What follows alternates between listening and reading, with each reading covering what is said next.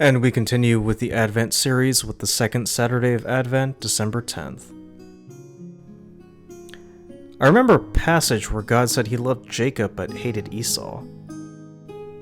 If you read the story in Genesis, you'll recall Jacob basically tricked Esau into trading his birthright for a bowl of soup, and his mother helped him trick his old and blind father into blessing him. And God loved him. God apparently, from the passage, loves a good jape. And Esau he hated. I must say, it's a rather bizarre thing to hear, given that God is supposedly father to all and loves everyone. Obviously that isn't the case whatsoever, because God can hate people. My question is this. If God is all-knowing, and if we prescribe to the paradigm of predestination, why would God hate someone for an action he engineered from the very beginning? Furthermore, if he knew he would hate Esau, then why bother going through the whole rigmarole of having Rebekah conceive them both and not just have Jacob in the womb all by himself? In light of that, God seems less and less omniscient and more dim, and actually limits him very much where he becomes the victim of his own scheme.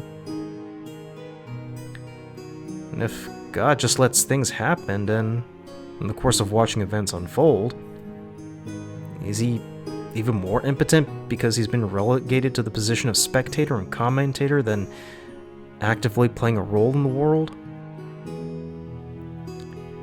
It would then mean he moved away from the Hebrew view of an all-powerful God whose finger moves through history, and more to a Descartes opinion of the absent clockmaker, one who sets the cosmos in motion then walks away.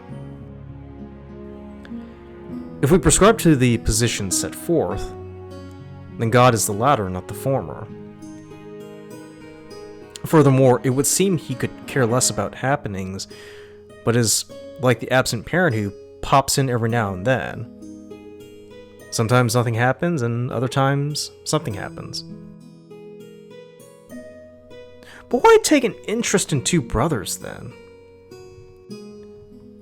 Jacob is supposedly the father of the Israelite people, the one who will set in motion the conversion of the entire earth. And Esau is just there. Esau becomes an inconvenience and must be gotten rid of, and what better way to do it than to trick him into ceding his birthright for soup? But if it goes back to the question of why, if he were an absent-minded clockmaker, would he suddenly take an interest in these two? If he has predestined Jacob to sow the seed of a worldwide conversion, he would want to ensure that comes about. But then it goes back to the issue of Esau. If he was just a roadblock, and if God was indeed omniscient, why bother having Esau there in the first place? Why not just pull a Thanos and snap him out of existence and just keep Jacob around? I read the passage, and frankly, it's less clear than before I went into reading it. And it just seems like a very, very pointless exercise. To further add, the God in the book of Job seems easily susceptible to influence, allowing Satan to goad him into allowing for Job, a man of means and faith, to suffer horrors.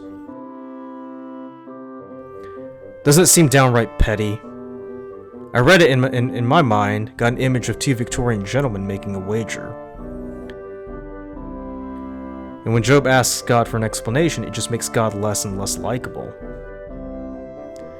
He's beyond reproach, and he doesn't have to say sorry. You can kill your family, and we simply must accept it. Whatever God does is good because God is good. But he has prescribed mass murder, so is that good? It would justify the horrors witnessed throughout history. And when he prescribed the commandments, it would seem ironic that he disdains murder, but then orders Joshua to kill the Amalekites, all because they were sitting on land that ought to be the Israelites, and God wills it. This I am beyond reproach is very much evident with people today. Particularly with those on the left who ought to have triple helpings of humble pie. They have felt entitled to just about everything and feel they can do whatever they want and not be punished. If we so much as to say a word, we are denounced as transphobic, racist, and others. Maybe there's justification to the epithets, but typically there isn't one. They could perform iconoclastic acts such as dousing paintings with oil, mashed potatoes, and orange juice, and claim it's for the better good. But you have people who have checkered pasts and have committed crimes that would make one scratch their heads. Normally, such acts would land you in jail, but they've taken advantage of the national sentiment and assumed identities that have slowly earned recognition and have twisted it into a badge of carte blanche. Ezra Miller is a good example.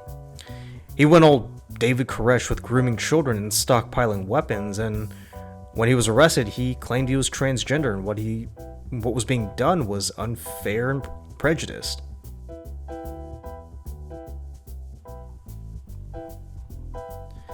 But the purpose of the transgender and gay rights movement was equality, wasn't it? Wasn't it all just about being able to pursue opportunities as anyone else? What about the gay men in the 50s and 60s who lost their jobs because they were outed? Wasn't Stonewall the culmination of repressed rage over a society that treated them as inferiors and second-class citizens? That I can understand. But equality means not being beyond reproach. It's being answerable to the law as anyone else. If a trans person was arrested for drunk driving, they'd be as equally subjected to punishment as if I had been caught for the same crime. It isn't persecution, it's the result of fighting for equality. But what is happening now isn't about equality. Not from the way I'm reading things. It just seems like they want to elevate themselves to the level of God. To do whatever they want and be beyond reproach. No accountability. Not subjected to man's law. They would invest themselves with divinity and make it clear that no one can touch them. For who can see God and live?